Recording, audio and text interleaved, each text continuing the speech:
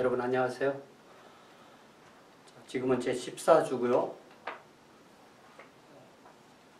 금주에 우리가 다루는 말씀은 사무엘하 5장 6장 그리고 역대상 11장에서 16장인데 역사적 사건이 그렇게 많지 않고 핵심되는 사건이 다윗이 언약궤를 자기가 있는 그 예루살렘으로 옮기는 내용이 중심이 됩니다. 그래서 오늘은 언약궤와 성막이 지어진 때부터 다윗과 그리고 솔로몬 시대까지 어떻게 성막과 언약궤가 이동하는지 이거를 좀 더 핵심적으로 보도록 하겠습니다. 그동안 우리가 성경을 읽어왔기 때문에 그게 이렇게 연결되는구나 이렇게 알 수 있을 겁니다. 먼저 출애굽기부터 가보면 출애굽기 25장에 보면은 이 성막의 핵심이 되는 기구가 바로 언약궤고요. 언약궤에 관한 설명이 출애굽기 25장에 말씀이 나와 있잖아요. 출애굽기 25장에 보면은 출애굽기 25장에서 이제 그 성막에 관한 말씀을 하실 때 맨 처음에 하시는 기구가 바로 이 언약궤예요. 10절부터 22절까지에 대해서 이 말씀을 보면 다 나와 있고, 자, 거기 10절부터 보니까 그들은 조각목으로 궤를 짜되 길이는 2규빗 반, 너비는 1규빗 반, 높이는 1규빗 반이 되게 하고, 조각목이라고 번역했지만 아카시아 나무라고 그렇게 영어로 번역되어 있습니다.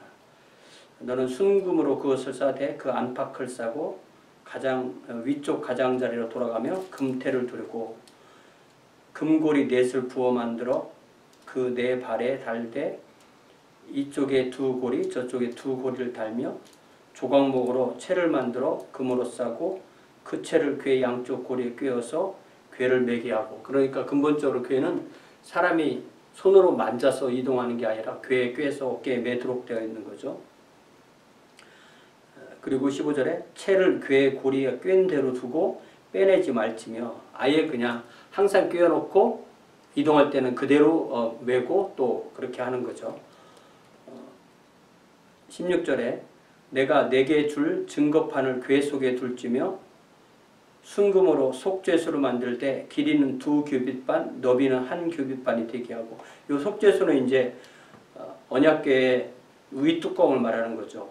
금으로 그룹 둘을 속죄소 두 끝에 쳐서 만들되 한 그룹은 이 끝에 또 한 그룹은 저 끝에 곧 속죄소 두 끝에 속죄소와 한 덩이로 연결하지며, 이 그룹은 이제 체루빔이죠. 체룹 천사를 양쪽에 이렇게 놓고 20절에 그룹들은 그 날개를 높이 펴서 그 날개로 속죄소를 덮으며 그 얼굴을 서로 대하여 속죄소를 향하게 하고 속죄소를 궤 위에 얹고 내가 내게 줄 증거판을 궤 속에 넣으라.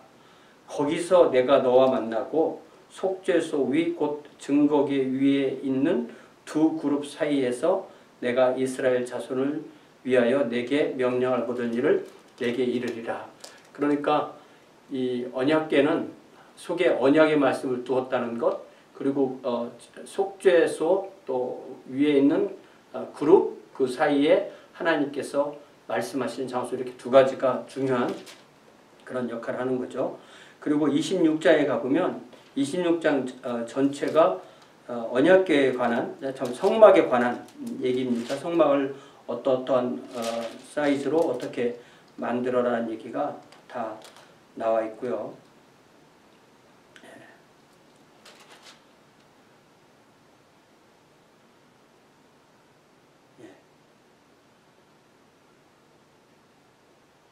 그래서 그 성막 자체는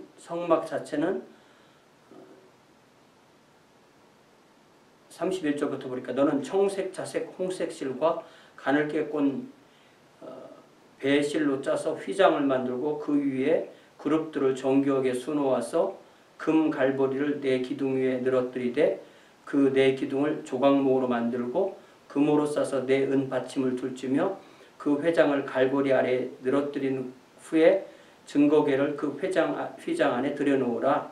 그 휘장이 너희를 위하여 성소와 지성소를 구분하리라. 너는 지성소에 있는 증거궤 위에 속죄소를 놓고 그 휘장 바깥 북쪽에 상을 놓고 남쪽에 등잔대를 놓아 상과 마주하게 할지며 청색, 자색, 홍색 실과 가늘게 꼰 배실로 술을 놓아자 성막문을 위하여 휘장을 만들고 그 휘장문을 위하여 기둥 5을 조각목으로 만들어 금으로 싸고 그 갈고리도 금으로 만질지며 또 그 기둥을 위하여 받침 5개를 노수로 부어 만들지니라. 이렇게 되어 있는 겁니다. 이게 이제 성막 그 자체고요. 그리고 성막들은 이제 21장에 나온 대로 가로는 50규빗, 세로는 100규빗. 예. 그렇게 되어 있습니다. 그리고 실제로 이제 이 언약궤를 실제로 만드는 이야기는 이제 37장에 나오죠. 37장에서 언약궤를 1절부터 10절까지 해서 만듭니다. 부살렐이 조각목으로 궤를 만들었으니 길이가 2규빗반, 너비가 1규빗반, 높이가 1규빗반이며 순금으로 안팎을 싸고 위쪽 가장자리로 돌아가며 금태를 만들었으며 금고리 4을 부어 만들어 4발에 달았으니 곧 이쪽에 2고리요 저쪽에 2고리이며 조각목으로 채를 만들어 금으로 싸고 그 채를 궤 양쪽 고리에 꿰어 궤를 매게 하였으며 순금으로 속죄소를 만들었으니 길이가 2규빗반 너비가 1규빗반이며 금으로 그룹들을 속죄소 양쪽에 쳐서 만들었으되 한 그룹은 이쪽 끝에 한 그룹은 저쪽 끝에 곧 속죄소와 한 덩이로 그 양쪽에 만들었으니 그룹들이 그 날개를 높이 펴서 그 날개로 속죄소를 덮었으며 그 얼굴은 서로 대하여 속죄소를 향하였더라. 그러니까 그룹 천사는요. 창세기 3장에서도 생명나무로 가는 길을 그룹들이 막고 있었잖아요. 그러니까 그 생명나무는 생명이기도 하지만 하나님에게 가장 가까운 걸 알 수 있어요. 왜냐하면 이 그룹 천사가 있는 곳은 항상 하나님의 가장 가까운 곳이라고 그렇게 이해합니다. 그래서 이 그룹 천사 사이에서 하나님이 임재하신다. 요걸 생각하면은 또 에스겔서에서도 에스겔 1장에 보니까 그룹이 임하는 곳에 하나님이 계시잖아요. 우리가 이제 요한계시록도 같이 볼 때 에스겔과 요한계시록 또 그리고 이 출애굽기 다 이 그룹이라는 말로 하나님의 임재가 이렇게 같이 연결될 수 있습니다. 에스겔 1장 전체가 이 그룹 천사에 대한 표시이고 그 그룹이 있는 그들 위에 여기 에스겔 1장 26절에 보니까 그 머리 위에 있는 궁창 위에 보좌의 형상이 있는데 그 모양이 남보석 같고 그 보좌의 형상 위에 한 형상이 있어 사람의 모양 같더라. 예. 그래서 이게 이 26절 말 에스겔 1장 26절 이제 하나님의 형상을 사람의 모양 같다 이렇게 표현한 구체적인 구절이고요. 내가 보니 그 허리 위의 모양은 단쇠 같아서 그 속과 주위가 불 같고 내가 보니 그 허리 아래의 모양도 불 같아서 사방으로 광채가 나고 아주 그 불에 그 단련한 그런 쇠와 같다는 그런 표현이죠. 그 사방 광채의 모양은 비오는 날 구름에 있는 무지개 같으니 이는 여호와의 영광 형상의 모양이라 내가 보고 엎드려 말씀하시니에 음성을 들으니. 그러니까 이렇게 그룹 천사와 하나님의 임재는 항상 그러니까 이 언약궤는 하나님의 임재의 장소이고 실제로 에스겔 1장과 요한계시록 4장에서 나오는 이 그룹 천사가 나오는 그곳은 하나님이 계신 그 모습이잖아요. 그래서 요한계시록 4장을 다시 보면 이게 서로 이렇게 연결되고 어느 정도 우리가 이해를 할 수 있습니다. 이 분위기를 이 말씀을 잘 보면 충분히 우리가 어떤 그 그룹 천사의 중요성을 깨닫게 되는 거죠. 자 여기 보니까 에스겔 요한계시록 4장 1절에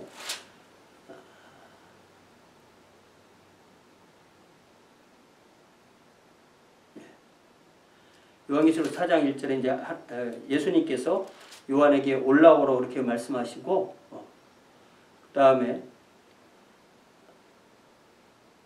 6절에 보니까 보좌 앞에 수정과 같은 유리바다가 있고 보좌 가운데와 보좌 주위에 4 생물이 있는데 앞뒤에 눈이 가득하더라.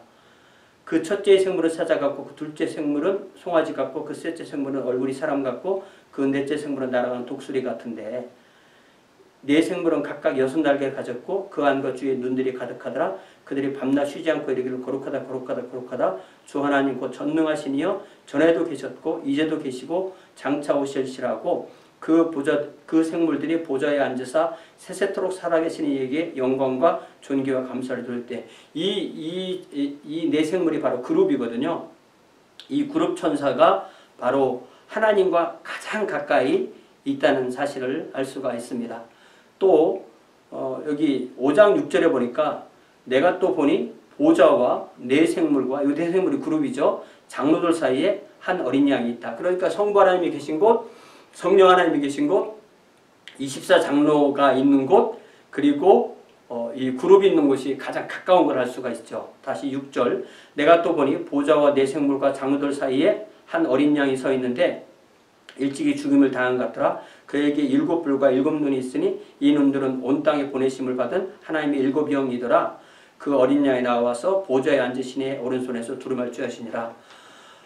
그 두루마리를 취하심에 네 생물과 24장로들이 그 어린 양 앞에 엎드려 각각 검은 고와 향이 가득한 금대접을 가졌으니 이 향은 성도들의 기도라. 그들이 이제 어린 양과 24장로가 함께 하나님을 찬양하는 그런 내용입니다. 그래서 또 여기 5장 마지막 때 보니까 네 생물이 이르되 아멘하고 장로들은 엎드려 경배하니 이렇게 장로는 이제 신구약의 모든 구원받은 성도들을 대표한다고 할 때 이 그룹과 장로들이 하나님과 가장 가까이 있어서 하나님을 찬양하는 그런 내용입니다. 그래서 다시 출애굽기로 오면 이렇게 언약궤에 하나님이 임재하는 그곳에 그룹들이 있었다는 것을 보면 그룹이 하나님과 사람 사이에 그런 메신저 역할을 하는 천사들과는 구별되는 그런 천사인 것을 알 수가 있습니다. 계속해서 출애굽기 36장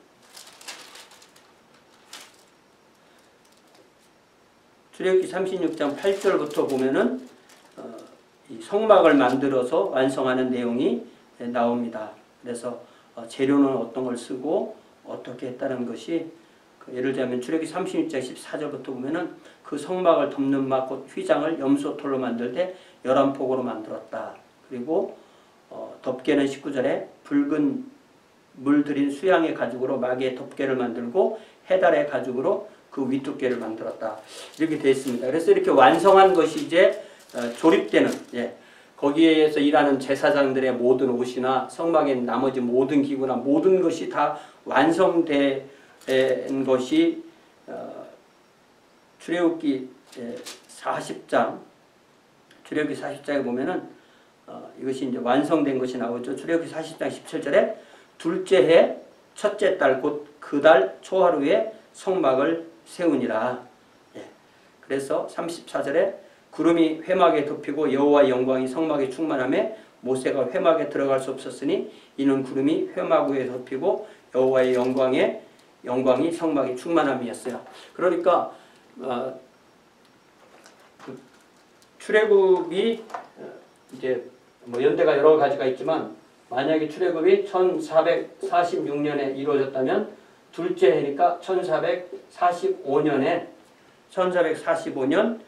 둘째 첫째 달 그 달 초하루 45년에 성막이 완성되었다. 시내산에서 모든 계시를 받고 그 계시를 대표하는 십계명의 말씀이나 어쨌든 그 언약의 말씀을 그 하나님 써주신 그 돌을 그 언약궤 안에 넣고 또 그것을 완성한 해가 1445년이다.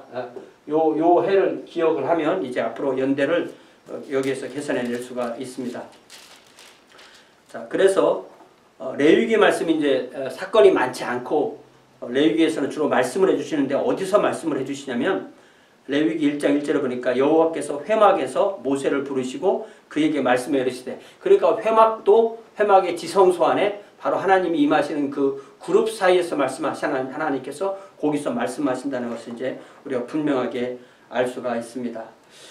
자, 이제 그러면 이 언약궤를 이제 이동할 때는 바로 레위 지파 사람들이 이동한다고 그랬잖아요. 그 내용이 자세하게 나온 것이 민수기 3장입니다. 민수기 3장에서는 게르손과 고핫과 므라리 자손이 여기 민수기 3장에 14절부터 쭉 나오는데 그 중에서 특별히 이 언약궤를 이동하는 책임을 맡은 사람들은 고핫 자손입니다. 네. 이 고핫 자손에서 또 고핫 밑에 아므람 밑에가 이제 모세와 아론과 모세와 미리암, 그래서 그 아론 자손이 제사장이지만 그 후에 이거를 이제 제가 지난번에 한번 정리했지만 다시 정리하면은 레위, 고핫, 그 다음에 아므람 밑에가 이제 아론, 모세, 미리암 이렇게 되는 거죠. 그래서 요 아론의 자손들만 제사장이 되는 겁니다. 요거는 우리가 지난번에 정리했죠. 자, 민수기 3장에 27절부터 읽어보면 고핫에게서는 아므람 종족, 이스라엘 종족, 헤브론 종족, 우시엘 종족이 났으니 이들은 곧 고핫 종족들이라. 계수된 자로서 생후 1개월 이상 된 남자는 모두 8,600명인데 성소를 맡을 것이며 고핫 자손의 종족들은 성막 남쪽에 진을 칠 것이요 우시엘의 아들 사바는 고핫 사람의 종족과 조상의 가문의 지휘관이 될 것이며 그들이 맡을 것은 고핫 종족 전체가 맡을 겁니다. 맡을 것은 증거궤와 상과 등잔대와 제단들과 성소에서 봉사하는 데 쓰는 기구들과 휘장과 그것에 쓰는 것이며 제사장 아론의 아들 엘르아살은 레위인의 지휘관들의 어른이 되고 또 성소를 맡을 자들을 통할할 것이니라. 그러니까 이 회막이 이렇게 있으면 주로 이 회막 자체 그리고 이 좀 더 핵심적인 것을 고핫 자손들이 이동시킨다는 사실을 알 수가 있습니다. 무라리 자손들은 좀 더 이제 기둥이나 뭐 받침이나 널판이나 이런 거 이동하고 게르손 자손들은 성막의 장막, 덮개, 휘장문, 뜰의 장막 이렇게 돼 있어서 고핫 자손이 훨씬 더 이 핵심적인 것을 이동하고 그것을 어깨에 매서 이동해야 된다는 것도 우리가 알게 되죠. 성막 안에서 하나님께서 모세에게 말씀하셨다는 이야기는 다시 민수기 7장 89절에 분명히 나와 있죠. 모세가 회막에 들어가서 여호와께 말하려 할 때 증거궤 위, 속죄소 위에 두 그룹 사이에서 자기에게 말씀하시는 목소리를 들었으니 여호와께서 그에게 말씀하심이었더라. 이렇게 되어 있고요. 자, 이제 이 광야에서 나팔 신호에 따라서 움직일 때 궤도 이제 함께 움직이게 되는데요. 그 이야기는 민수기 10장 33절에 그들이 여호와의 산에서 떠나 시내산이죠. 시내산에서 떠나 3일길을 갈 때 이제 처음으로 1445년 이제 언약궤를 다 마치고 또 이 레위기 말씀을 듣고 그 다음에 이제 길을 떠나는 거죠. 자, 그들이 여호와의 산에서 떠나 3일길을 갈 때 여호와의 언약궤가 그 3일 길에 앞서가며 그들의 쉴 곳을 찾았고 그들이 진영을 떠날 때 낮에는 여호와의 구름이 그 위에 덮였었더라. 궤가 떠날 때에는 모세가 말하되 여호와여 일어나사 주의 대적들을 흩으시고 주를 미워하는 자가 주 앞에서 도망하게 하소서하였고 궤가 쉴 때에는 말하되 여호와여 이스라엘 종족에게로 돌아오소서. 이렇게 이제 해서 시내산에서 그대로 북쪽으로 올라가서 가데스 바네아를 통해서 들어가려고 했는데 거기서 백성들이 거부하게 돼서 이제 39년을 더 헤매게 되는 이야기가 민수기의 많은 부분 동안 나오게 되는 거죠. 그래서 이제 민수기가 끝날 때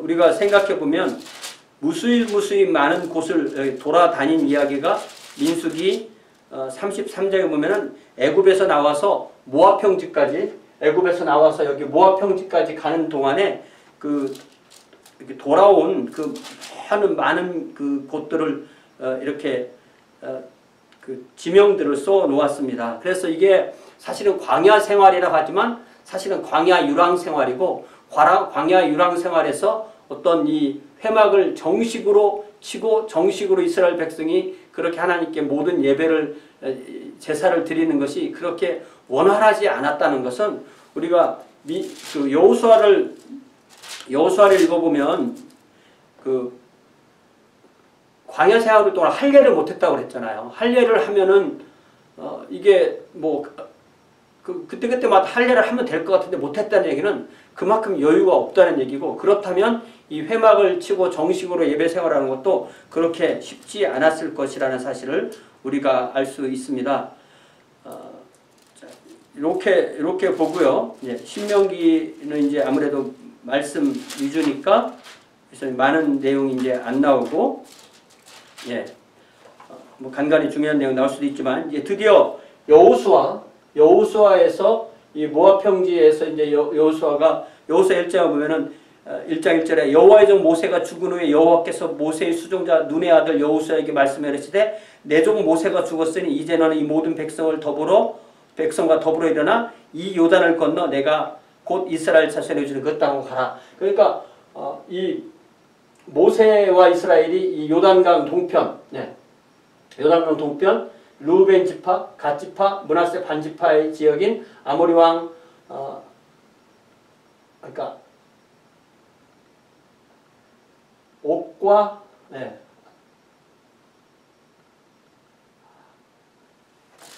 이게 그러니까 가끔씩 안 보면 이렇게 헷갈립니다. 바산왕 옥과 몇 장인가요? 민수기 30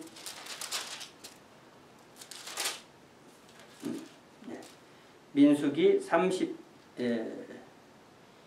보니까 아모리 왕 시혼과 바산 왕 옥의 나라죠. 민수기 32장 33절에 아모리인의 왕 시혼의 나라와 바산 왕 옥의 나라를 하나님께서 주셔서 우선 루벤 지파, 갓 지파, 므낫세 지파가 일단 므낫세 반 지파가 땅을 차지하게 되고, 이제 여호수아의 시대에 들어서 이제 여리고를 향해서 이제 건너가게 되는 거죠. 자, 여리고를 향해서 건너가는데 이 건너갈 때 바로 백성이 요단을 건널 때 언약궤 이야기가 나오잖아요. 자, 여기 여호수아 3장 14절에 보니까 백성이 요단을 건너려고 자기들의 장막을 떠날 때 제사장들은 언약궤를 메고 백성 앞에 나아가더라. 그렇기 때문에 특별하게 레위인이 아니라 제사장이 언약궤를 맨 것으로 되어 있습니다. 이것이 그렇게 나와 있고, 그래서 요단이 곡식거둘 시기에는 항상 언덕에 넘치더라. 궤를 맨 자들이 요단에 이르며 궤를 맨 제사장들의 발이 물가에 잠기자 물이 그렇게 멈췄다는 이야기고요. 그리고 4장에서는 다시 18절에 여호와의 언약궤를 맨 제사장들이 요단 가운데서 나오며 그 발바닥으로 육지를 밟는 동시에 요단 본물이 본 곳으로 도로 흘러서 전과 같이 언덕에 넘쳤다. 그래서 그리고 5장에 보면 그들이 여리고 바로 위에 있는 북쪽에 있는 길갈에서 할례를 행하고 또 유월절을 지키고 만나가 그치고 이런 내용이 나오죠. 5장 2절부터 할례 받는 얘기가 나오고요. 10절에 또 이스라엘 자손들이 길갈에 진쳤고 그달 14일 저녁에는 여리고 평지에서 유월절을 지켰으며 유월절 이튿날에 그 땅의 소산물을 먹되 그날에 무교병과 볶은 곡식을 먹었더라. 또 그 땅의 소산물을 먹은 다음 날에 만나가 그쳤으니 이스라엘 사람들이 다시는 만나를 먹지 못하였고 그해 가나안 땅의 소출을 먹었더라. 그리고 6장에서 이제 여리고를 돌 때도 제사장들이 언약궤를 메고 6일 동안은 하루에 한 바퀴, 그리고 7일 때는 하루에 7바퀴 돌고 그 성이 무너지는 이야기가 나오게 되는 거죠. 이렇게 언약궤를 통해서 정복을 하게 되고, 정복하는 동안에 이 하나님의 이 여호수아에서는 그렇게 많이 나오지 않고 이제 사사기로 가보면 언약궤가 어디 정착했는가를 보면 사사기 21장에 보면은 정보가 나옵니다. 여기 좀 정확한 정보인데 사사기 21장 19절에 또 이르되 보라 베델 북쪽 르보나 남쪽 베델에서 세겜으로 올라가는 길 동쪽 실로에 매년 여호와의 명절이 있도다. 그러니까 이게 실로인데 실로의 위치를 베델에는 북쪽이고 르보나에서 볼 때는 남쪽이고 그리고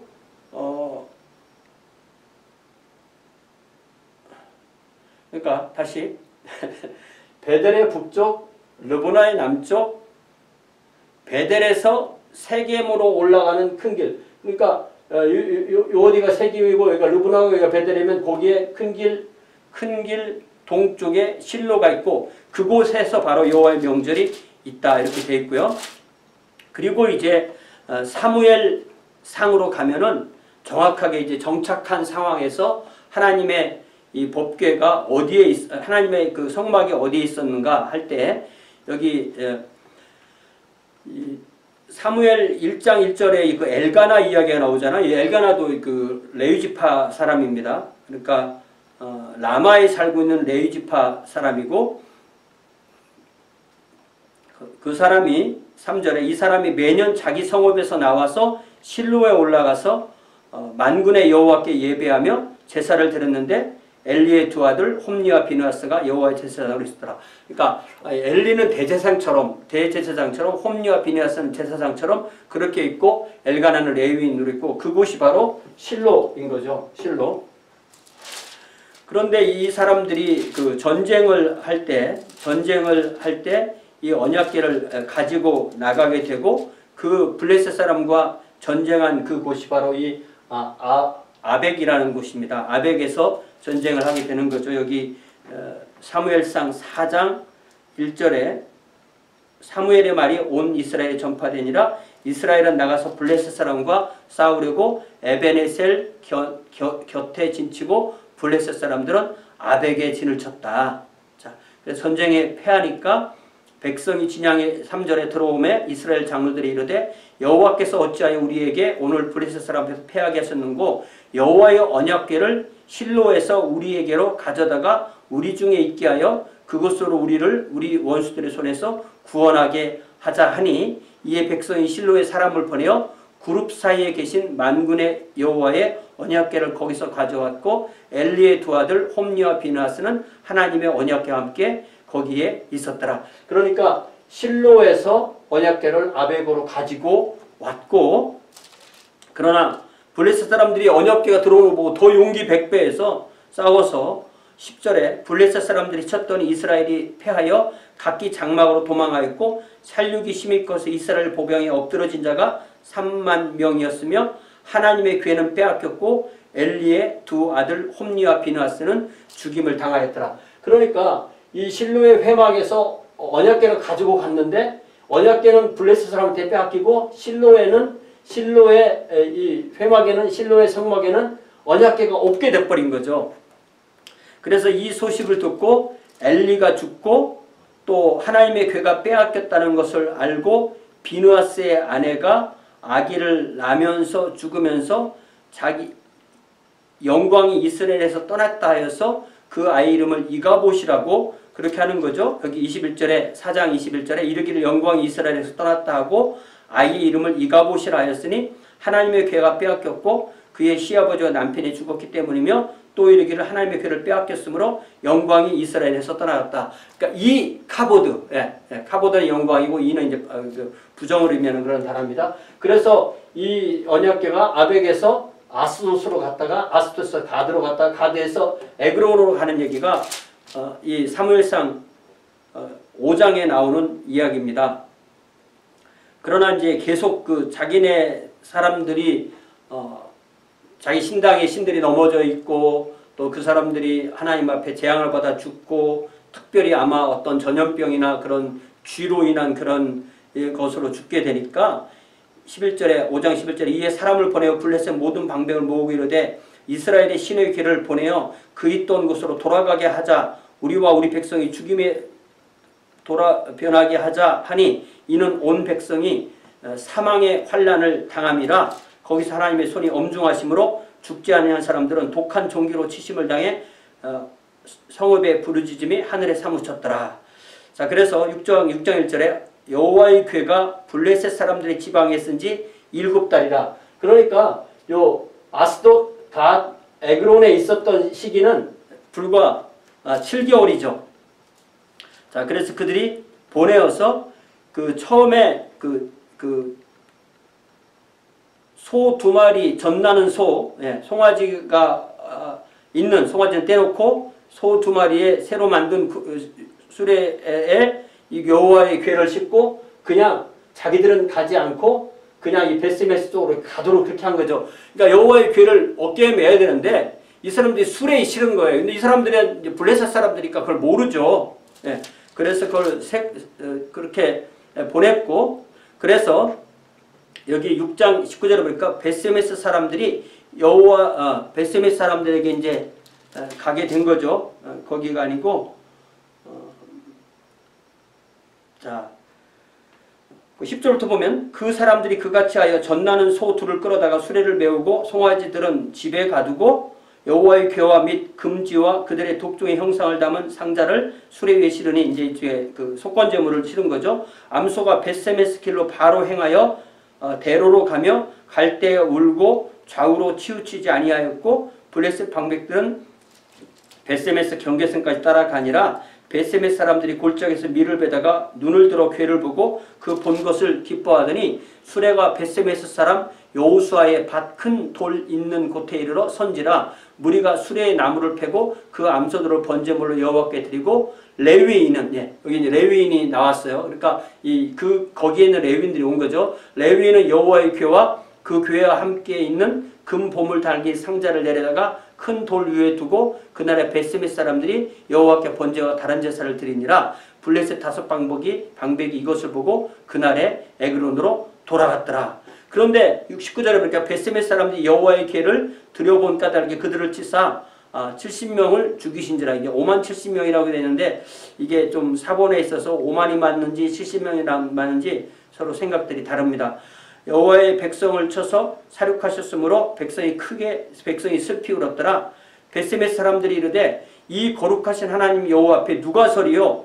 그를 우리에게서 누구에게로 올라가시게 할까? 그러니까 이 언약궤는 거기에 그룹이 있고 그룹이 있는 곳 하나님이 계신 곳이기 때문에 이게 하나님께 가까이 가면 죽는 것처럼 언약궤도 가까이 가면 죽을 수가 있는 거예요.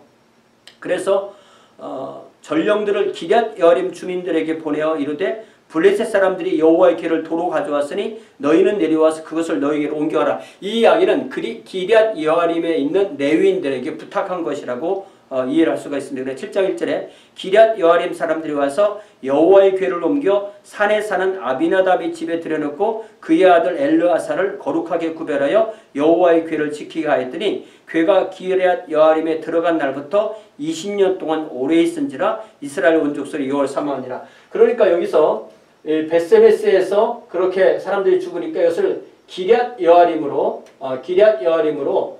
이렇게 보내서 여기서 20년 동안 있은 겁니다. 그러니까 이 시대가 사무엘과 사울의 시대인데 왜 이 언약궤를 실로로 옮기지 않았을까 이런 생각이 드는데요. 그것은 나중에 이 사무엘상에 다윗이 도망가다가 들렸던 곳이 바로 이 노베에 있는 제사장을 찾아가는 거잖아요. 여기 사무엘상 21장에 보면 다윗이 노베 가서 제사장 아히멜렉에게 이르니 아히멜렉이 떨며 다윗을 영접하여 그에게 이르되 어찌하여 네가 홀로 있고 함께 하는 자가 아무도 없느냐.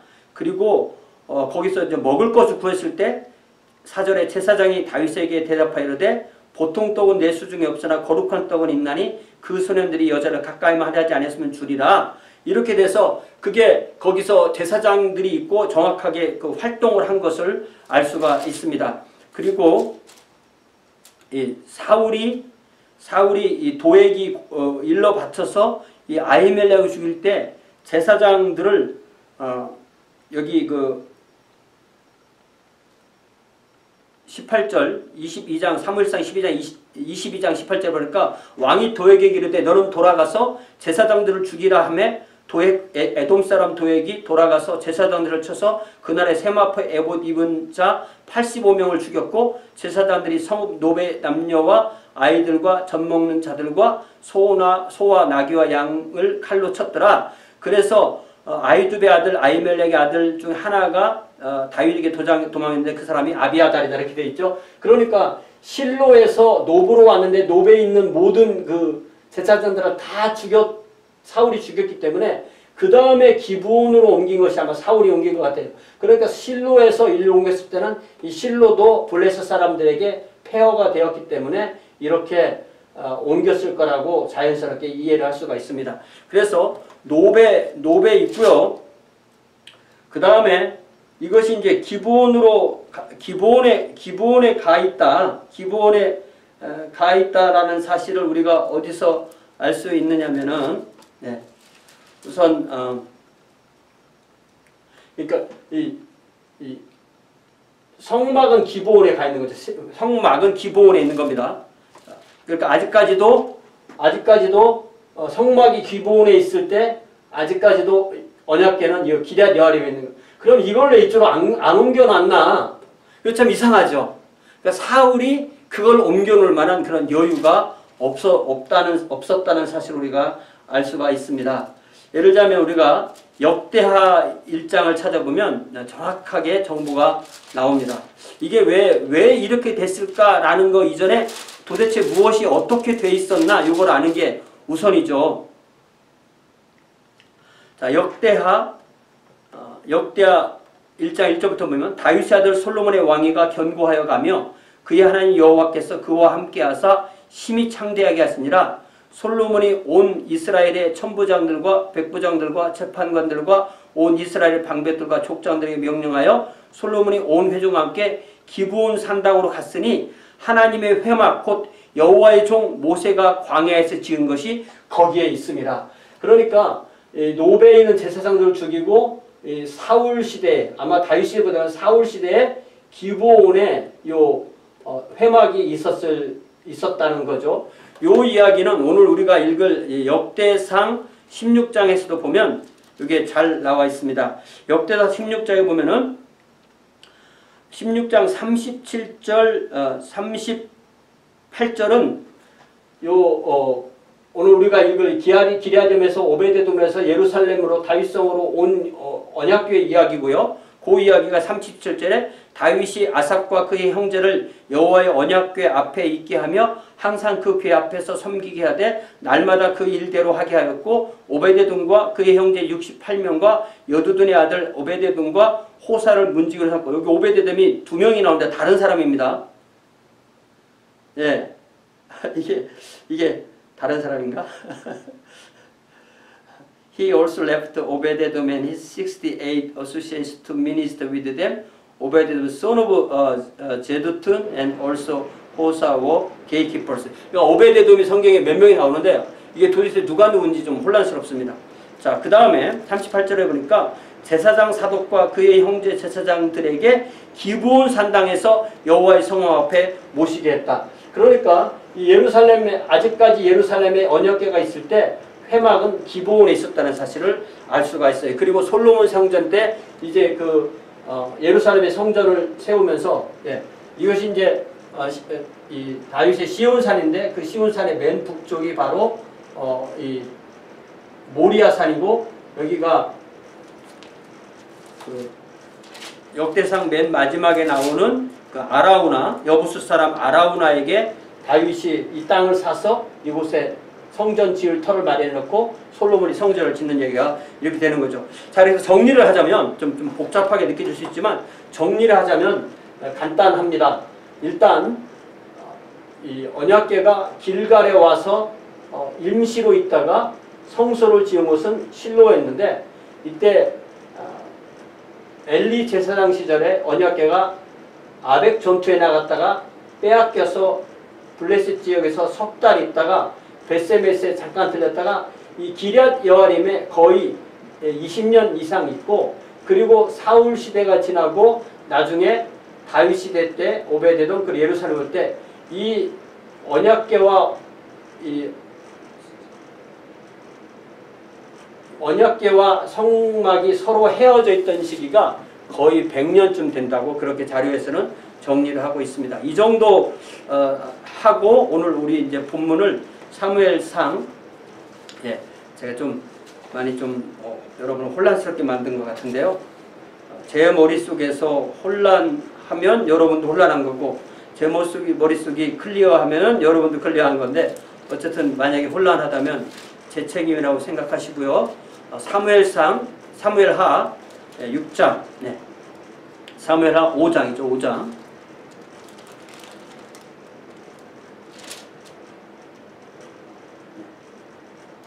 사무엘하 5장. 사무엘하 5장에 보면은 먼저 3절에 이에 이스라엘 모든 장로가 헤브론에 이르러 왕에게 나아오매 다윗 왕이 헤브론에서 여호와 앞에 그들과 언약을 맺음에 그들이 다윗에게 기름을 부어 이스라엘 왕으로 삼으니라. 이러니까 다윗은 총 3번 기름 부음 받는 거죠. 맨 처음에 사무엘상 16장에서 사울 다시 오시네요. 네. 사무엘이 기름을 부어서 아주 소년 시절에 기름을 붓고, 그 다음에 여기 사무엘하 시작할 때에 보면은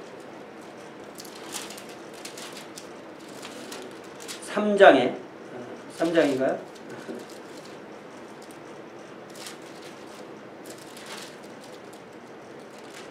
유다의 왕으로 기름 붓는 이야기가, 유다의 왕으로 기름 붓는 이야기가 2장에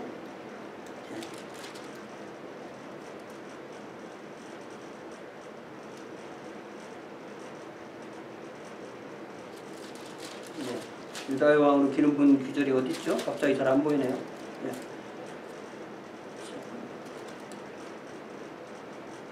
네. 2장 4절. 네. 사무엘하 2장 4절에 보니까 유다 사람들이 와서 거기서 다윗에게 기름을 부어 유다 족속의 왕으로 삼았고, 그 다음에 오늘 우리가 읽는 이 5장에 보니까 이스라엘 왕으로.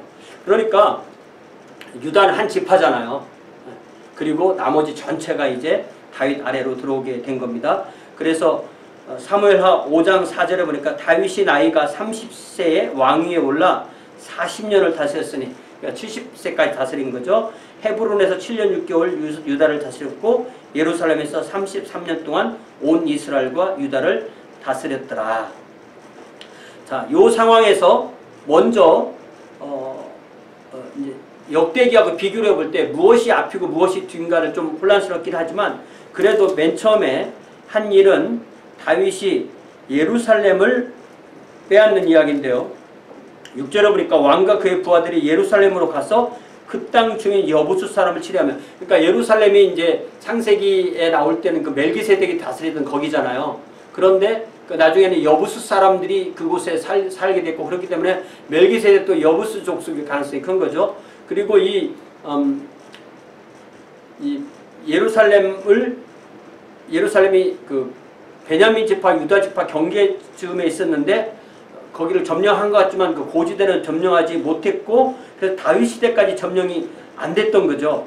자, 그래서 6절에 왕과 그의 부하들이 예루살렘으로 가서 그 땅 주민 여부수 사람을 치려하며 그 사람들이 다윗에게 이르되 내가 결코 이리로 들어오지 못하리라. 맹인과 다리 저는 자라도 너를 물리치리라 하니 그들 생각에는 다윗이 이리로 들어오지 못하리라 함이나. 그러니까 여부스에 있는 주민 중에서 앞을 못 보는 사람이나 다리가 불편하신 분들도 다윗의 족속은 이겨낼 수 있다. 이렇게 여부스 사람들은 자신감이 충만했던 거죠.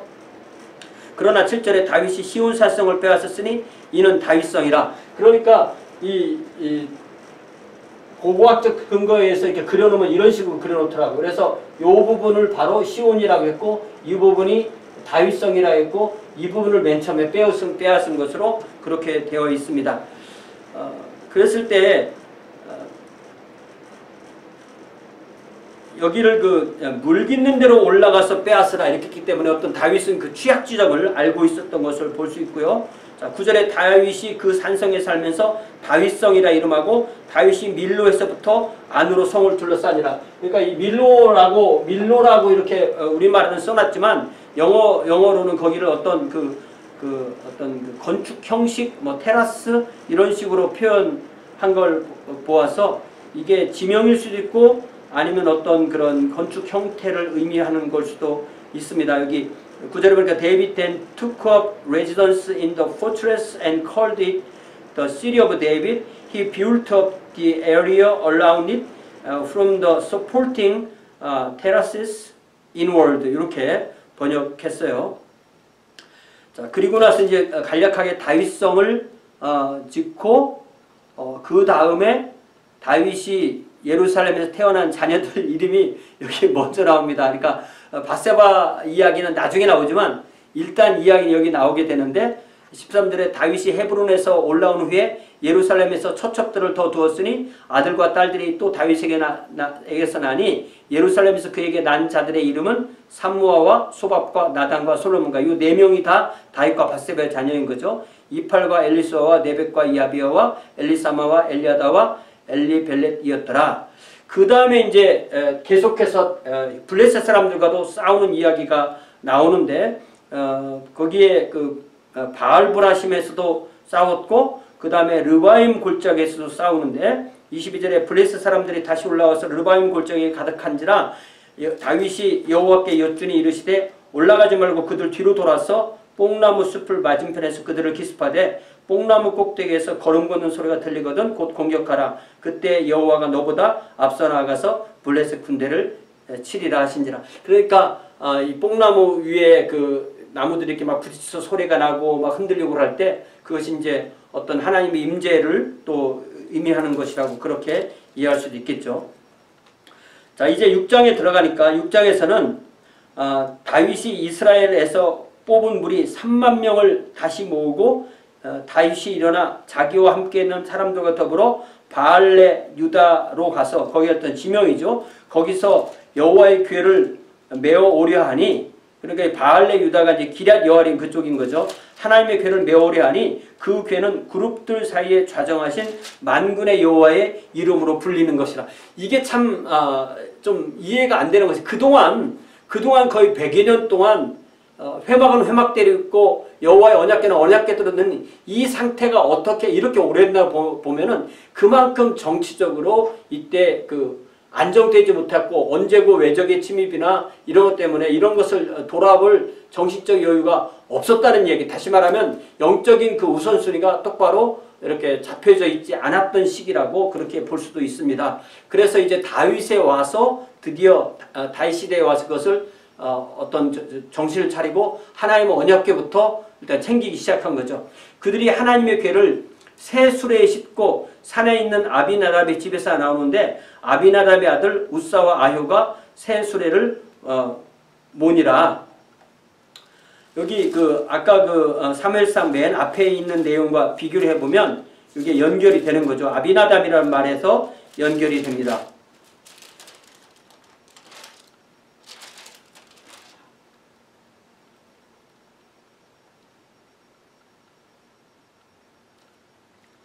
사무엘상 7장 1절에 기럇 여아림 사람들이 와서 여호와의 궤를 옮겨 산에 사는 아비나답이 집에 들여놓고 그의 아들 엘르아사를 거룩하고 구별하여 여호와의 궤를 지키겠다. 그러니까 이 시대와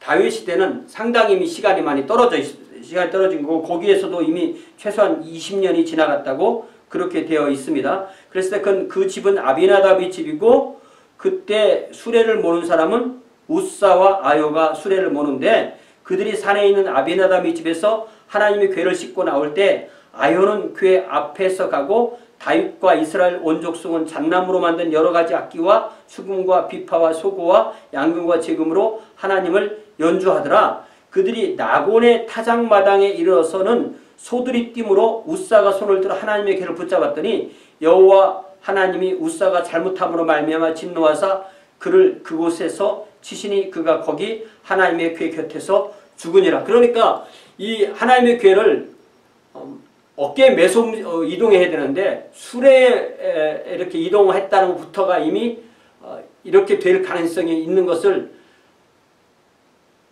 몰랐다라는 이야기는 그만큼 율법에서 많이 떨어져 있었다는 거죠. 여호와께서 웃사를 치심으로 다윗이 분하여 그것을 베레스 웃사라 부르니 그 이름이 오늘까지 이르니라. 다윗이 그날에 여호와를 두려워하여 이르되 여호와의 궤가 어찌 내게로 오리요 하고 다윗이 여호와의 궤를 옮겨 다윗성 자기에게로 메어가기를 즐겨하지 아니하고 가드 사람 오벳 에돔의 집으로 메어간지라. 이 가드 사람이라는 것은 가드니까 이게 블레셋이잖아요. 블레셋 사람이라는 의미라기보다는 이 여기에 처음에 그 지역을 맡은 그곳에서 살게 된 레위 사람이라고 그렇게 이해를 하는 것이 맞겠습니다. 여호와의 궤가 가드 사람 오벳 에돔의 집에 석 달을 있었는데 여호와께서 오벳 에돔과 그의 온 집에 복을 주시니라. 어떤 사람이 다윗 왕에게 아뢰어 이르되 여호와께서 하나님의 궤로 말미암아 오벳 에돔의 집과 그의 모든 소유에 복을 주셨다 한지라. 다윗이 가서 하나님의 궤를 기쁨으로 메고, 이제 처음으로 여기 맨다는 단어가 다시 나오게 된 겁니다. 오벳 에돔의 집에서 다윗성으로 올라갈새 여호와의 궤를 맨 사람들, 레위 사람들이겠죠. 6 걸음을 가매 다윗이 소와 살진 송아지로 제사를 드리고 다윗이 여호와 앞에 힘을 다하여 춤을 추었는데 그때 다윗이 배 에봇을 입었더라. 다윗과 온 이스라엘 족속이 즐거이 환호하며 나팔을 불고 여호와의 궤를 메어오니라. 술에 담아온다와 메어온다와 분명히 술에 실어온다와 여호와의 궤를 메어온다는 말은 분명히 구별이 됩니다. 여호와의 궤가 다윗성으로 들어올 때에 사울의 딸 미갈이 창으로 내려보다가 다윗 왕이 여호와 앞에 뛰놀며 춤추는 것을 보고 심중에 그를 업신 여기니라. 여호와의 궤를 메고 들어가서 다윗이 그것을 하여 친 장막 가운데 그 준비한 자리에 그것을 두매 다윗이 번제와 화목제를 여호와 앞에 드리니. 그러니까 다윗이 때 회막을 옮겨 놓지 않고 그냥 거기에 언약궤만 임시로 이렇게 천막을 만들어서 놓은 거죠. 여기서도 좀 우리가 왜 그랬을까? 기본에 가서 회막을 가지고 오면 되는데 요런 걸 좀 더 설명을 좀 잘 해봤으면 좋겠습니다. 다윗이 번제와 화목제 드리기를 마치고 만군의 여호와의 이름으로 백성에게 축복하고 모든 백성 곧 이스라엘 무리에게 남녀를 막론하고 떡 한 개와 고기 한 조각과 건포도 떡 한 덩이씩 나누어 주고 모든 백성이 자기 집으로 돌아가니라. 아마 그 회막이 그 기브온에 오랫동안 있었으니까 그것을 예루살렘으로 옮겨오는 것도 다윗의 입장에서는 그렇게 쉽게 이렇게 자기 힘으로 그것을 하기가 어려운 면이 좀 있었을 것이라고 생각을 할 수가 있습니다. 다윗이 자기의 가족에게 축복하러 돌아오매 사울의 딸 미갈이 나와서 다윗을 맞으며 이르되 이스라엘 왕이 이게 이 미갈이 이게 자기도 공주 출신이니까 자기 남편 다윗을 어느 부분에서 좀 뭐 질투한 건지 뭐 시기한 건지 아니면 업신여긴 건지 성경 분명 업신여겼다고 돼 있으니까 그러나 거기에 좀 다윗을 좀 경멸하고 또 다윗의 다른 부인들도 있으니까 어쨌든 좀 잘못된 태도를 보였습니다. 이스라엘 왕이 오늘 어떻게 영화로우신지 비꼬는 거죠. 방탕한 자가 염치 없이 자기의 몸을 드러내는 것처럼 오늘 그의 신복의 계집종의 눈앞에서 몸을 드러내셨도다. 이게 이제 뭐 베옷으로 춤추다 보니까 이제 뭐 좀 뭐 이런 다리 부분이 드러났겠죠. 그러니까 그것을 가지고 이렇게 말을 하니까 다윗이 미갈에게 이르되 이는 여호와 앞에서 한 것이라. 그가 네 아버지와 그의 온 집을 버리시고 나를 택하사 나를 여호와의 백성 이스라엘의 주권자로 삼으셨으니 내가 여호와 앞에서 뛰놀리라. 이 다윗의 그 영성, 그 순수함 이런 게 드러나죠. 내가 이보다 더 낮아져서 스스로 천하게 보일지라도 네가 말한 바 계집종에게는 내가 높임을 받으리라 한지라. 그러므로 사울의 딸 미갈이 죽는 날까지 그에게 자식이 없으니라. And Michal, daughter of Saul, had no children to the day of her death. 그러니까 다윗이 미갈을 가까이 안 했다는 그런 뜻으로 이해를 할 수가 있습니다. 자, 여기까지는 이제 2장에 되어 있는 것을 이 역대상에 가서 한번 이걸 다시 한번 보면 우리가 역대상에서는 이 사무엘상하보다 더 많은 정보가 여기에 있다는 사실을 확인할 수가 있습니다. 11장에 역대상 11장에 가면은 맨 처음에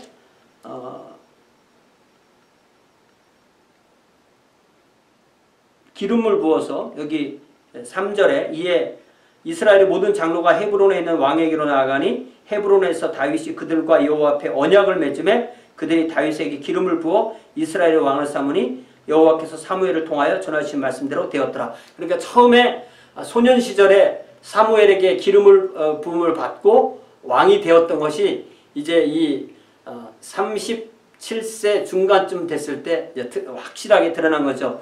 When all the elders of Israel had come to King David at Hebron, he made a compact with them at Hebron before the Lord, and they anointed David king over Israel as the Lord has promised through Samuel. 자, 그리고 간략하게 다윗이 예루살렘을 정복하는 이야기가 여기 나오는데요. 4절부터 19절에 나오는데 6절에 다윗이 이르되 먼저 여부스를 치는 자는 우두머리와 지휘관으로 삼으리라 했더니 수루야의 아들 요압이 먼저 올라갔으므로 그가 우두머리가 되게 된 것이죠. 그래서 그 성읍을 쌓았고 그것을 다윗성이라고 했고 밀로에서부터 성을 두루 쌓았고 그 성의 나머지는 요압이 중수하였더라. 8절에 He built up the city around it from the supporting terraces to the surrounding wall while Joab restored the rest of the city. 이렇게 되어 있습니다. 자, 그 다음에 다윗의 용사들 이야기가 쭉 나오는데 나중에 사무엘상에서도 나오는 이 이야기가 역대상 11장에 나옵니다. 30절에 이 세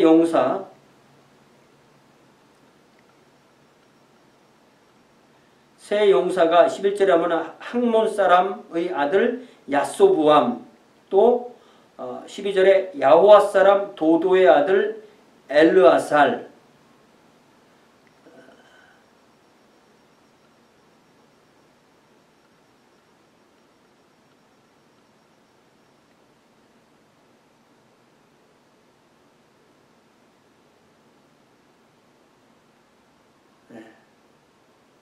또 한 사람 누구죠?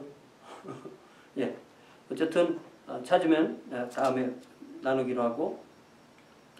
자, 15절에 보니까 이 30우두머리 중 세 사람이 바위로 내려가서 아둘람 굴 다윗에게 이를 때 블레셋 군대가 르바임 골짜기에 진쳤더라. 그러니까 아까 말했던 그 르바임이 지금은 다윗이 아둘람 굴에 있을 때 이야기고 아까 읽었을 때는 다윗이 왕이 됐을 때 얘기니까 훨씬 더 이전에 있던 이야기입니다. 이 이야기는 다윗이 그때 16절에 그때 다윗은 산성에 있고 블레셋 사람들의 진영은 베들레헴에 있는지라 다윗이 갈망하여 이르되 베들레헴 성문 곁 우물물을 누가 내게 마시게 할꼬 하매 이 세 사람이 블레셋 사람들의 군대를 돌파하고 지나가서 베들레헴 성문 곁 우물물을 길어가지고 다윗에게로 왔으나 다윗이 마시기를 기뻐하지 아니하고 그 물을 여호와께 부어드리고 이르되 내 하나님이여 내가 결단코 이런 일을 하지 아니하리이다. 생명을 돌아보지 아니하고 갔던 이 사람들의 피를 어찌 마시리까 하고 그들이 자기 생명도 돌아보지 아니하고 이것을 가져왔으므로 그것을 마시기를 원하지 아니하니라. 세 용사가 이런 일을 한지라.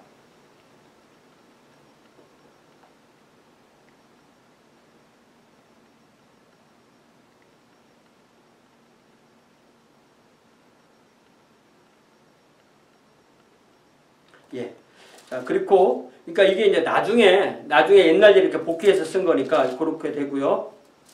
그래서 이 용사들의 이야기가 쭉 나오고요. 그 다음에 12장에 보면 베냐민 지파, 갓 지파, 또 유다 지파, 또 므낫세 지파 이런 사람들이 다윗을 도운 이야기가 이때는 다윗이 아직 그 피해낼 때, 뭐 시글락 했을 때 이럴 때 돌아온 사람들이니까 이것도 다음에 우리가 공부를 할 때는 좀 더 이렇게 어쨌든 시간을 좀 잘 맞췄으면 좋겠고요. 그래서 22절에 보니까 그때 사람이 날마다 다윗에게로 돌아와서 돕고자 하며 큰 군대를 이루어 하나님의 군대와 같았더라. 그러니까 사울은 점점 쪼그라들고 다윗은 점점 흥황하게 되는 것을 알게 되는 거죠. 자, 그래서 13장에 이제 궤를 옮기는 얘기가 역대상에도 나옵니다. 다윗이 천부장과 백부장 곧 모든 지휘관과 더불어 의논하고 다윗이 이스라엘의 온 회중에게 이르되 만일 너희가 좋게 여기고 또 우리의 하나님 여호와께로부터 말미암았으면 우리가 이스라엘 온 땅에 남아있는 우리 형제와 또 초원에 딸린 성읍에 사는 제사장들과 레위 사람들에게 전령을 보내어 그들을 우리에게로 모이게 하고, 레위 사람들을 다 불러 모은 거죠. 우리가 우리 하나님의 궤를 우리에게로 옮겨오자 사울 때에는 우리가 궤 앞에서 묻지 아니하였느니라 하며, 그러니까 사울은 온 곳에 다니면서 외적과 싸우느라고 이 하나님의 언약궤를 회막으로 이렇게 옮겨놓는 것에 이렇게 신경을 쓰지 못했고 하나님의 언약궤 앞에서 묻는 일을 하지 못했던 거죠. 그러나 다윗은 이제 어느 정도 정리가 되고 그런 영적인 질서를 바로 잡으려고 한 거죠. 뭇 회중의 눈이 이 일을 좋게 여김으로 온 회중이 그대로 행하겠다 한지라. 그래서 이에 다윗이 애굽의 시올 시내로부터 하맛 어기까지 온 이스라엘을 불러 모으고, 남쪽부터 북쪽까지 모은 이스라엘을 불러 모으고 기럇 여아림에서, 기럇 여아림, 아비나답의 집에서, 기럇 여아림 아비나답의 집에서 하나님의 궤를 메어 오고자 할새 다윗이 온 이스라엘을 거느리고 바알라 곧 유다에 속한 기럇 여아림에 올라가서 여호와 하나님의 궤를 메우려 하니 이는 여호와께서 두 그룹 사이에 계심으로 그러한 이름으로 일컬음을 받았더라.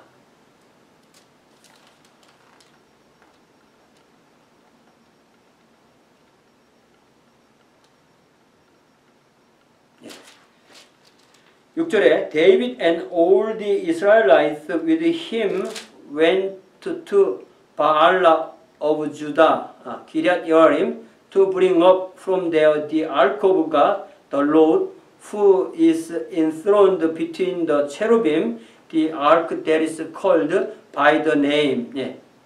그러니까 여호와께서 두 그룹 사이에 계시기 때문에 그것을 여호와의 언약궤다 이렇게 불렀다는 그런 의미로 서로 영어랑 비교해 그렇게 되어 있습니다. 하나님의 궤를 새 수레에 싣고 아비나답이 집에서 나오는데 우사와 아히오는 여기 좀 약간 발음이 서로 다르죠. 이런 거를 비교해 보는 게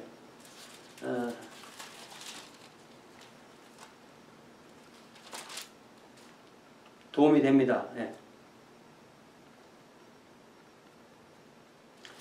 우리 사무엘 하 6장 3절에서는 우사와 아효, 그런데 여기서는 역대상 13장 7절에서는 우사와 아히호, 아히호. 그런데 영어로는 똑같아요.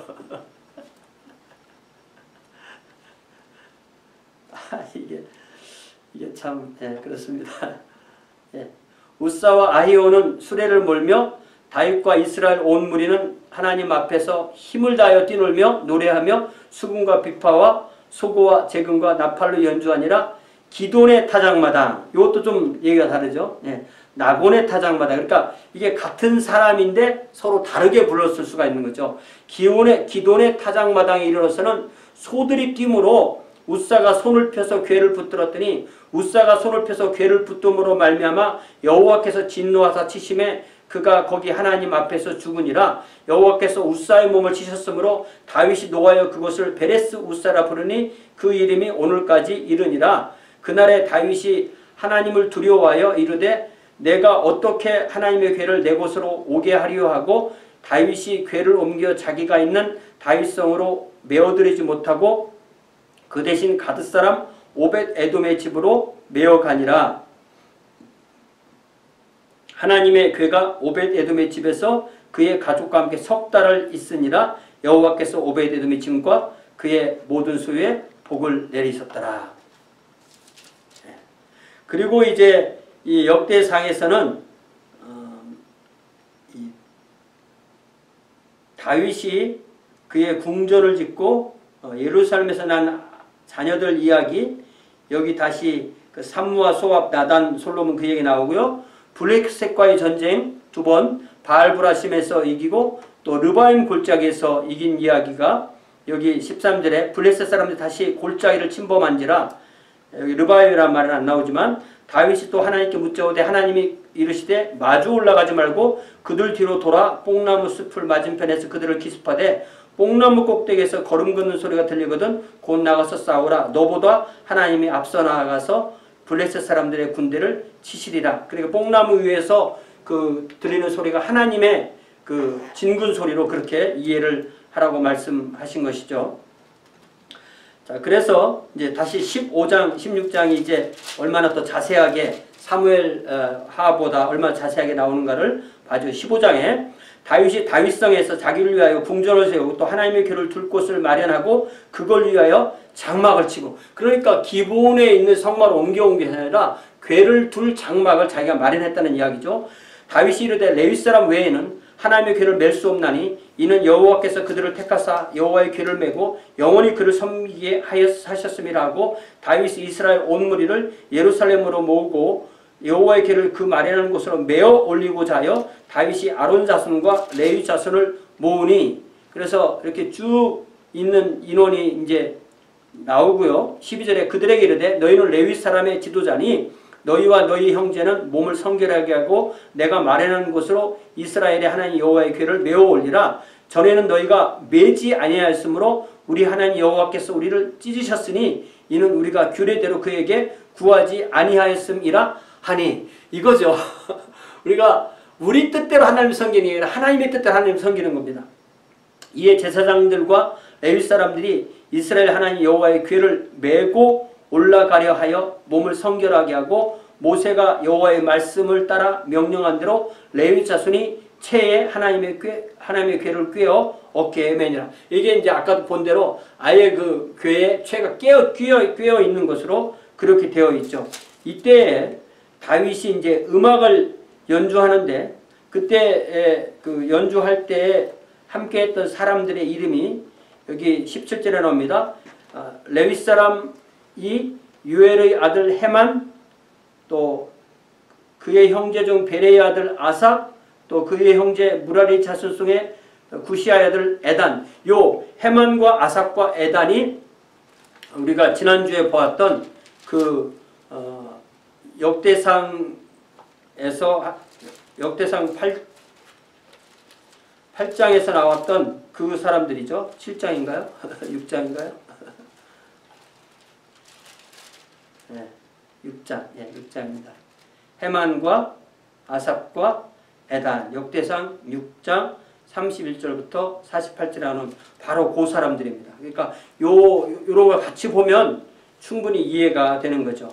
그 사람들이 동시에 요 17절에 나옵니다. 레위 사람이 요엘의 아들 헤만, 또 이제 종족이 다르죠. 예. 헤만은 그핫 자손, 예. 그리고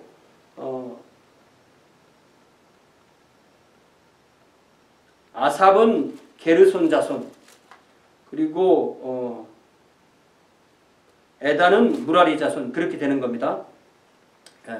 그렇게 세웠고, 예.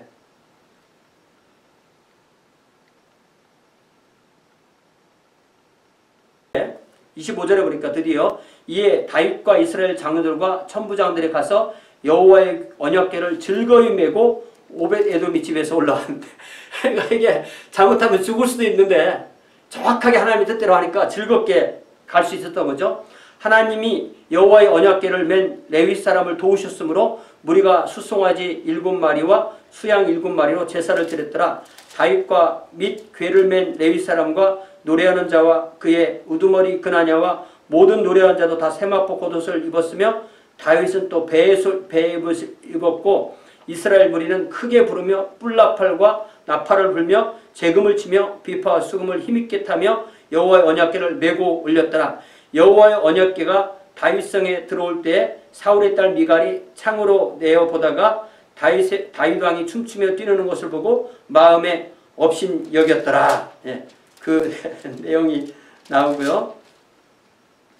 자, 계속해서 이제 16장에 여호와의 궤를 메고 들어가서 다윗이 그것을 위하여 친 장막 가운데 두고 번제와 화목제를 하나님께 드리니라. 예. 다윗이 번제와 화목제 드리기를 마치고 여호와의 이름으로 백성에게 축복하고 이스라엘 무리 중 남녀를 막론하고 각 사람에게 떡 한 덩이, 야자 열매로 만든 과자, 건포도로 만든 과자 하나씩을 나누어 주었다는 내용이 3절에 나오고요. 또 레위 사람을 세워 여호와의 궤 앞에 섬기며 이스라엘 하나님 여호와를 칭송하고 감사하며 찬양하게 하였으니 아삽은 우두머리이며 그 다음은 스가랴, 여히엘, 스미라못, 여히엘, 마따디아, 엘리야, 부나야, 오베데돔, 여히엘, 비파와 수금을 타고 아삽은 제급을 힘있게 치고 아삽은 이게 악기 연주를 하는 거죠. 제사장 분하야 아야시아는 항상 여호와의 언약궤 앞에서 나팔을 부니라. 그리고 이제 이 16장 7절부터 33절까지 다윗의 찬양이 여기 나옵니다. 이 다윗의 찬양이 참 이스라엘 역사를 그동안 다 이렇게 요약한 그런 것입니다. 14절에 그는 여호와 우리 하나님이시다. 그의 법도가 온 땅에 있도다. 너희는 그의 언약 곧 천대에 명령하신 말씀을 영원히 기억할지어다. 이것은 아브라함에게 하신 언약이며 이삭에게 하신 맹세이며 이는 야곱에게 세우신 율례 곧 이스라엘에게 하신 영원한 언약이라. 이르시기를 내가 가나안 땅을 내게 주어 너희 기업의 지경이 되게 하리라 하셨도다. 그때 너희 사람 수가 적어서 보잘것없으며 그 땅에 객이 되어 이 민족에게서 저 민족에게로 이 나라에서 다른 백성에게로 유랑하였도다. 이게 광야 생활 또 이민족 생활이 유랑 생활이라는 것은 확실하게 된 거죠. 자, 그래서 34절에 여호와께 감사하라. 그는 선하시며 그의 인자하심이 영원합니다. 이것이 가장 대표적인 찬양입니다. 34절에 Give thanks to the Lord for He is good. His love endures forever. 이것이 우리가 시편에서도 많이 보게 되는 말씀이죠. 너희는 이르기를 우리 구원의 하나님이여 우리를 구원하여 만국 가운데에서 건져내시고 모으사 우리로 주의 거룩한 이름을 감사하며 주의 영광을 드럽게 하소서할지라. 여기에 분명합니다. 하나님이 계시고 이스라엘에 계시고 만국이 있고 만국은 이스라엘을 보고 하나님의 거룩함을 보고 하나님의 존재를 보게 되는 것입니다. 이것이 출애굽기 19장에서 하나님께서 이스라엘을 하나님의 제사장 나라로 부르시는 그 말씀과 그대로 같습니다. 세계가 다 내게 속하였나니 너희가 내 말을 잘 듣고 내 언약을 지키면 너희는 모든 민족 중에서 내 소유가 되겠고 너희가 내게 대하여 제사장 나라가 되며 거룩한 나라가 되리라. 이 말씀이 이대로 여기에 다시 반영이 되는 거죠. 36절 여호와 이스라엘의 하나님을 영원부터 영원까지 송축할지로다 하며 모든 백성이 아멘하고 여호와를 찬양하였더라. 그래서 다시 여기에 기브온에서는 성막이 있고 예루살렘에서는 언약궤가 있는 상황이 이 역대상 16장 37절에서부터 보면 자세하게 나옵니다. 먼저 다윗이 아삽과 그의 형제를 여호와의 언약궤 앞에 있게 하며 항상 그 앞에서 섬기게 하되 날마다 그 일대로 하게 하였고 오베데돔과 그의 형제 68명과 여두둔의 아들 오베데돔, 그러니까 서로 다른 사람인 거죠. 오베데돔과 호사를 문지기로 삼았고, 그러니까 요 37절 38절에 딱 떨어지는 겁니다. 이것은 다윗성에서 언약궤를 섬긴 사람들입니다. 두 절 30절 38절 David left Asaph and his associates before the ark of the covenant of the Lord to minister there regularly according to each their requirements. He also left Obed-Edom and his 68 associates to minister with them. Obed-Edom son of Jeduthun and also Hosa were gatekeepers. 그리고 39절부터는 이제 기브온에서 일하는 사람들입니다. 제사장 사독과 그의 형제 제사장들에게 기브온 산당에서 여호와의 성막 앞에 모시게 하여 항상 아침 저녁으로 번제단 위에 여호와께 번제를 드리되 여호와의 율법에 기록하여 이스라엘에게 명령하신 대로 다 준행하게 하였고 또 여호와의 연자하심이 영원하므로 그들과 함께 헤만과 여두둔과 그리고 택함을 받아 지명된 나머지 사람들을 세워 감사하게 하였고 또 그들과 함께 헤만과 여두둔을 세워 나팔과 재금들과 하나님을 찬송하는 악기로 소리를 크게 내게 하였고 또 여두둔의 아들들에게 문을 지키게 하였더라. 그러니까 이게 또 해만과 여두둔이 주로 근무했던 데는 예루살렘인지 기브온인지 이게 좀 불확실하네요. 참. 자, 39절부터 다시 영어로 읽어보겠습니다. David left Zadok, the priest and his fellow priests before the tabernacle of the Lord at the high place in Gibeon to present burnt offerings to the Lord on the altar of burnt offering regularly, morning and evening, in accordance with everything written in the law of the Lord, which he had given Israel. With them were 해만. 그러니까 이게 이 기브온에서 있었던 사람이 해만과 여두둔 같아요. With them were 해만 and 제두툰 and the rest of those chosen and designated by name to give thanks to the Lord, for his love endures forever. 해만 and 제두둔 were responsible for sounding of the trumpet and cymbals and for the playing of the other instruments for sacred song. The sons of 제두둔 were stationed at the gate. 자, 그래서 43절에 이에 뭇 백성은 각각 그 집으로 돌아가고 다윗도 자기 집을 위하여 축복하려고 돌아갔더라. 이제 그리고 그 다음에 이제 다윗이 성전 지을 계획을 이야기하는 게 이제 역대상 17장과 사무엘하 7장에 이렇게 되게 되는 거죠. 자, 요 정도 참 제가 좀 정리되지 않은 부분이 있어서 좀 혼란스러워서 죄송했습니다. 자, 지금부터는 시편 이제 해당되는 말씀만 한 번씩 쭉 읽고 금주 공부는 마치도록 하겠습니다. 시편 102편 시편 102편 27절에 26절부터 천지는 없어지려니와 주는 영존하시겠고 그것들은 다옷같이 낡으리니 의복같이 바꾸시면 바뀌려니와 주는 한결같으시고 주의 연대는 무궁하리이다. 고난당하는 자가 자기 마음이 상하여 그의 근심을 여호와 앞에 토로하는 기도라는 무명시에서 이렇게 말했고요. 103편 다윗은 천사에 대해서 20절에 능력이 있어 여호와의 말씀을 행하며 그의 말씀을 듣는 여호와의 천사들이여 여호와를 송축하라. 그렇게 찬양했고요. 다시 104편에서 무명으로 33절에 내가 평생토록 여호와께 노래하며 내가 살아있는 동안 내 하나님을 찬양하리이다. 나의 기도를 기쁘게 여기시기를 바라니 나는 여호와로 말미암아 즐거워하리이다. 우리가 하나님께 기도드릴 때 그 기도를 하나님께서 기쁘게 받으시기를 기도한 거죠. 다시 시편 133편에서 유명한 시죠. 시편 133편 짧지만 아주 유명한 시입니다. 다윗의 시 곧 성전에 올라가는 노래에서 보라 형제가 연합하여 동거함이 어찌 그리 선하고 아름다워. 최소한 이스라엘 전체 유다부터 이스라엘까지 전체를 생각하고 다윗이 말했겠죠. 머리에 있는 보배로운 기름이 수염 곧 아론의 수염에 흘러서 그의 옷깃까지 내림과 같고 이렇게 기름을 머리에 부을 때 그 기름이 이 수염까지 이렇게 흘러서 그 다음에 옷까지 적시는 그런 그 어노인팅, 그 기름 부음에 대해서 이렇게 아주 아름답게 표현했고요. 그것을 무엇으로 상징했냐면 헐몬에 있으리 시온의 산들에 내린 같도다. 이스라엘 북쪽에 있는 헬몬산에 이슬이 내리면 그 이슬이 시온까지 이렇게 시온산까지 내려오는 것처럼 그러니까 이 기름을 아론에게 부어서 준 거나 하나님께서 이슬을 헬몬산에 부어서 그 시온까지 내리는 것 이것을 유형적으로 같게 그렇게 표현한 것이죠. 그렇게 했을 때 이스라엘 전체가 하나님의 앞에 연합해서 동거하는 것으로 그렇게 표현합니다.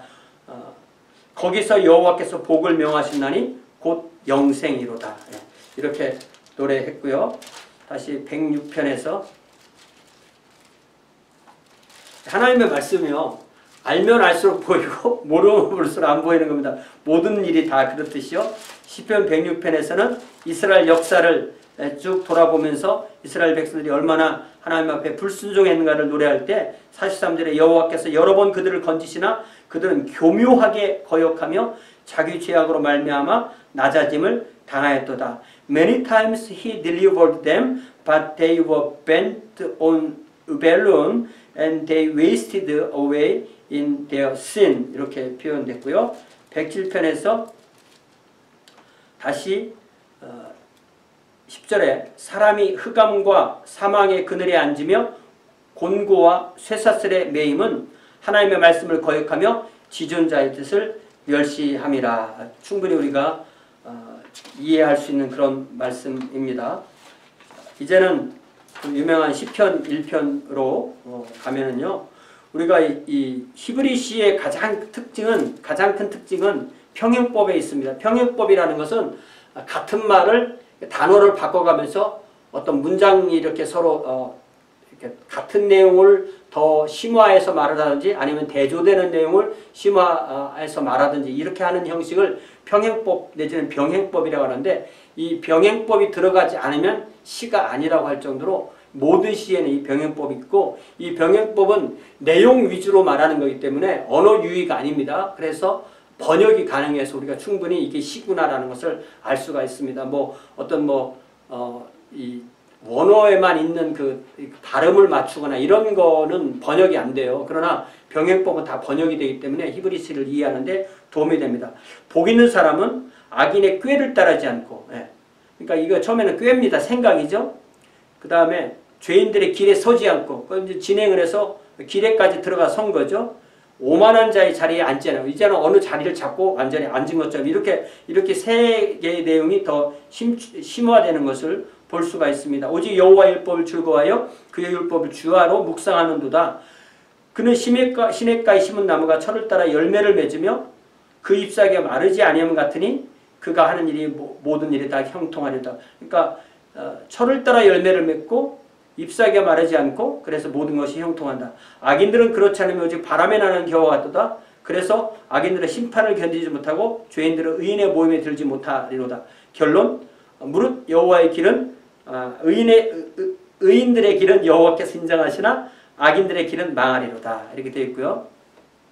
시편 2편은 이 7절 때문에 상당히 유명합니다. 내가 여호와의 명령을 전하라. 여호와께서 내게 이르시되 너는 내 아들이라. 오늘 내가 너를 낳았도다. 이 내 아들이라를 이제 이 성부와 성자의 관계를 계시하는 말씀으로서 내가 너를 오늘 낳았기 때문에 어제는 낳지 않았다. 오늘은 아들이다. 그러니까 아들을 낳았을 때가 하나님이 성부가 된 거고 아버지가 된 거지, 아들을 낳기 전날은 그냥 하나님이지 아버지는 아니었다. 이렇게 생각했던 사람이 교회사에서 그 유명한 그 아리우스라는 그 알렉산드리아의 한 장로였으면서, 장로니까 오늘날 말하는 목사님이거든요. 그런데 이것에 대해서 그 이전에 오리겐이라는 교부는 뭐라고 말하냐면은, 하나님은 우리처럼 그렇게 시간이 있는 것이 아니다. 하나님은 성부는 항상 성부이고 성자는 항상 성자라는 성부와 성자의 관계가 영원토록 계속된다는 것을 말하는 것이지, 인간처럼 그렇게 어제 오늘 내일 그런 게 있는 것이 아니다.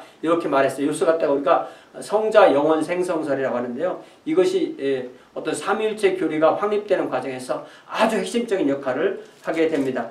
여기 2장 시편 2편 10절에 보니까 그러므로 군왕들아 너희는 지혜를 얻으며 세상의 재판관들아 너희는 교훈을 받을지어다. 여호와를 경외함으로 섬기고 떨며 즐거워할지어다. 그의 아들에게 입맞추라. 그렇지 아니하면 진노하심으로 너희가 길에서 망하리니 그의 진노가 급하심이라. 여호와께 피하는 모든 사람은 다 복이 있도다.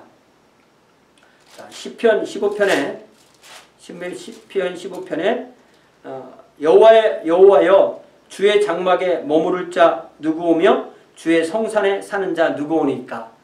예루살렘으로 옮기고 그곳에 언약궤를 모셔다 놓고 이런 상황을 보면 충분히 이해가 되죠. 정직하게 행하며 공의를 실천하며 그의 마음의 진실을 말하며 그의 혀로 남을 허물하지 아니하고 그의 이웃에게 악을 행하지 아니하며 그의 이웃을 비방하지 아니하며 그의 눈은 망령된 자를 멸시하며 여호와를 두려워하는 자들을 존대하며 그의 마음에 서원한 것은 해로울지라도 변하지 아니하며 이자를 받으려고 돈을 꾸어주지 아니하며 뇌물을 받고 무지한 자를 해하지 아니하는 자이니 이러한 일을 행하는 자는 영원히 흔들리지 아니하리로다. 시편 22편, 시편 22편은 이제 다윗이 그 고통스러울 때를 또 반영하고 있고, 이것이 나중에 우리 주님의 그 고난을 이해하는 데도 많은 도움이 되는 거죠. 시편 22편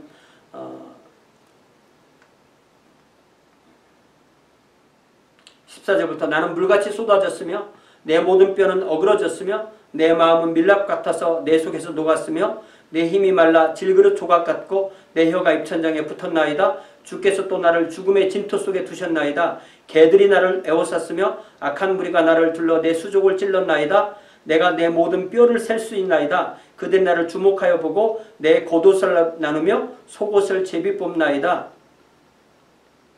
이런 내용들이요.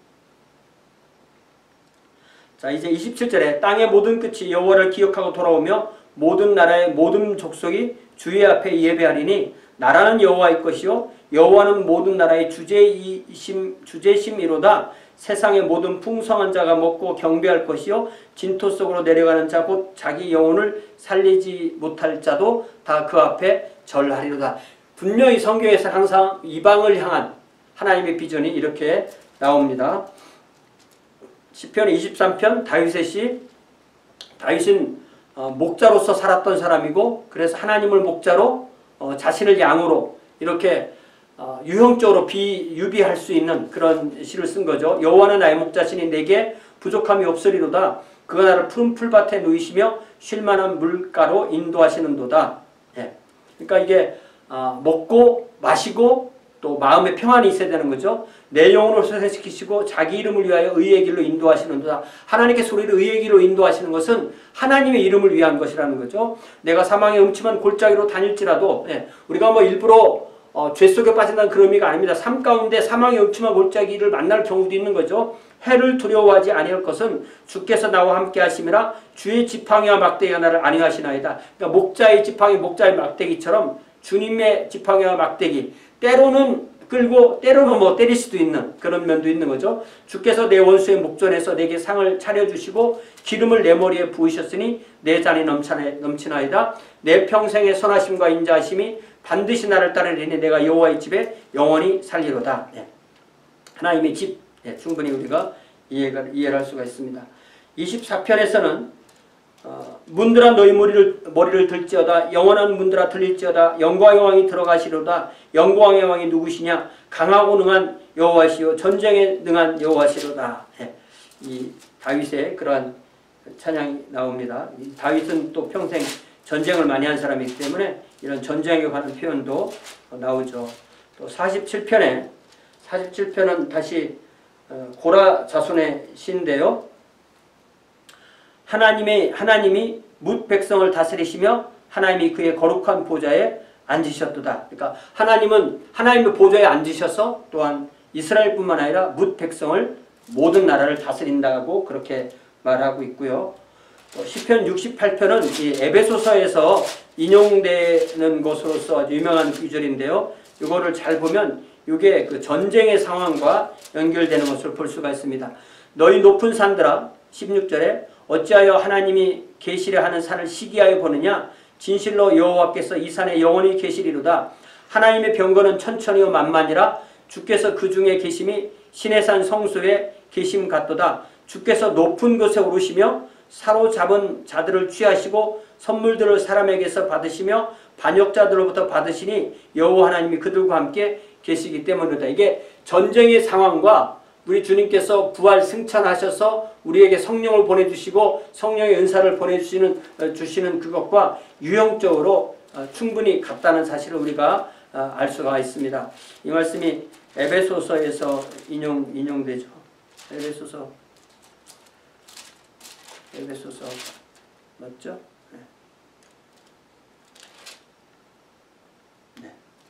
에베소서 4장 7절 우리 각 사람에게 그리스도의 선물의 분량대로 은혜를 주셨으니 그러므로 이르기를 그가 위로 올라가실 때 사로잡힌 자들을 사로잡으시고 사람들에게 선물을 주셨다 하여도다. 올라가셨다 했던즉 땅 아래 낮은 곳에 내리셨던 것이 아니면 무엇이냐? 내리셨던 그가 곧 모든 하늘 위에 오르신 자니 이는 만물을 충만하게 하려 하심이라. 그래서 그가 어떤 사람은 사도, 선지자, 복음 전하는 자, 교사, 목사와 교사, 그래서 성도로 이제 이렇게 연결되는 겁니다. 그 다음에 시편 89편은 에다넷이죠. 에스라인 에다넷이 시편 89편.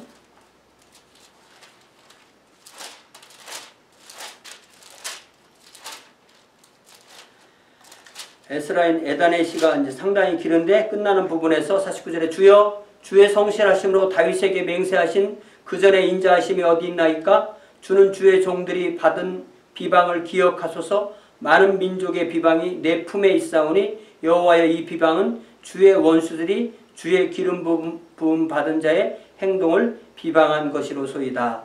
이렇게 어쨌든 이스라엘의 어려운 상황을 이 에단이 이 시에서 표현하고 있고요. 96편에서 문명의 시에서 모든 나라 가운데서 이르기를 여호와께서 다스리시니 세계가 굳게 서고 흔들리지 않으리라. 그가 만민을 공평하게 심판하시리라 할지로다. 성경에서는 항상 그 이스라엘이 나오지만 그리고 이스라엘만 나오는 것이 아니라 이 열방이 함께 나오는 것을 볼 수가 있습니다. 오늘도 상당히 그 긴 공부이지만 앞에 부분에서 성막과 언약궤의 이 이동에 대해서 우리가 다시 정리를 하게 돼서 참 기쁘고요. 앞으로 이제 솔로몬의 성전 또 이런 것을 공부하면서 좀 더 우리가 하나님께 더 나아갔으면 좋겠습니다. 다시 말씀드리지만 사무엘 열왕기는 왕과 예언자에 대해 좀 더 비중을 두고 있다면 역대기는 성전과 또 레위지파, 제사장, 또 제사 이런 쪽에 더 신경을 더 많이 집중하고 있는 것으로 이렇게 이해를 하면 좋겠습니다. 자, 오늘 여기까지 하겠습니다. 감사합니다.